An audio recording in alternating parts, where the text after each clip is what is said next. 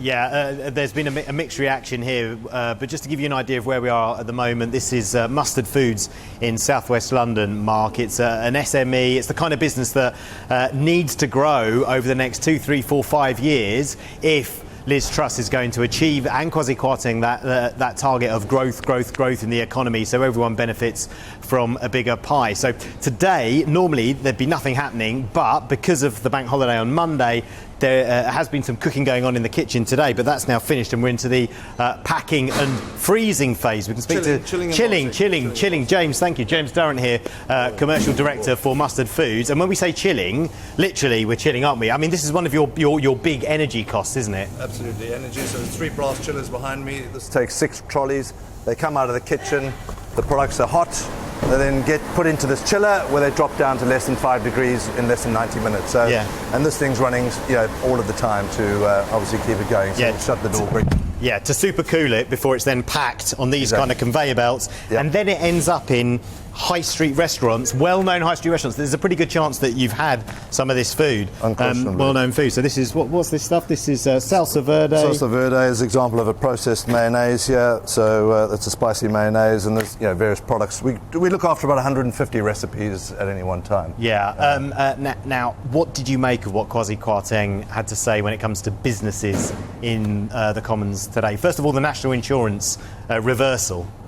Look, it's great, the national insurance, and we'll have a direct benefit in the business, which is great. I'm slightly concerned, like a lot of things around, for example, the fuel crisis, where are our agencies, we rely heavily on agency staff, are the national insurance changes going to be passed on to us? That's a question we'll obviously have to wait and see over time, but that always is a risk with the excitement of these changes. Because 20% of your staff are agency staff, right? Absolutely, yeah. So with orders coming and going and flexing and changing, we rely heavily on agencies. Of course, when they've got staff, because that in itself is a challenge, finding staff that understand the sector. Yeah, and that will increase on the run-up to Christmas. The proportion of your staff that are agency staff will increase in this crucial run-up to the Christmas period, because you supply the hospitality industry. Absolutely, and I think we all know, whether it's Christmas parties or whatever events that you're having in the build-up to Christmas, this for the hospitality industry is the make it or break it time and the busiest time of the year. So, of course, we are waiting with great excitement for things to start lifting up. There is a sense that orders are increasing, but nothing to where they were pre-pandemic. So to get back to where we were and growth beyond that, there's a long road ahead. Yeah, corporation tax rising to 25%. That's not going to happen now. It's going to stay at 19%. How does that affect you? First and foremost, you need to be making profits. So I expect we will, but I don't think they will be significant to warrant any excitement around that. I think across the board it's a great initiative to get people to grow and invest and seek profits. But, as a lot of people know in the hospitality sector, we need to get to that profitable level to get excited about the discount. Yeah, you must welcome that freeze for energy rates for businesses that they're going to bring in. Absolutely. Well, I think businesses across the board will be very excited about some sort of freeze around energy. We're fortunate, we've obviously locked in, like a lot of people have at home with their mortgages. So for the time being, we're fine and covered. But I'm scared or afraid of a cliff edge of sorts as and when perhaps those time periods come to an end. Yeah, going back to those tax cuts, there is obviously that. It's good for your business in the sense that if people have more money in their pockets, providing that's not offset by the increase in things like interest rates, people paying their mortgages off, then you basically would need to see people going out and spending money in restaurants, right? And the hospitality industry booming again for your business to grow.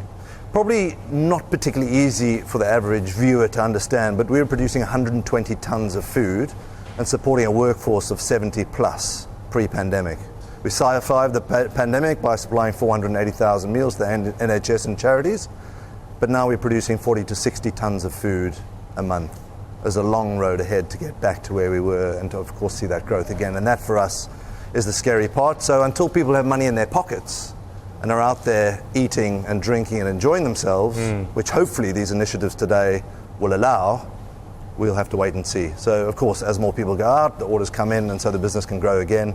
So we're reliant on everybody getting out there and, of course, enjoying themselves. But, with interest rates going up, people are nervous. So if you were going out 3 times a month with your family, you might only be going out once or twice. Yeah, and so as well as inflation on the raw ingredients for your products, as well as the rising energy costs, you've had a problem with recruitment. Well, as I said, agencies, are they going to pass on the national insurance discount? We'll wait and see.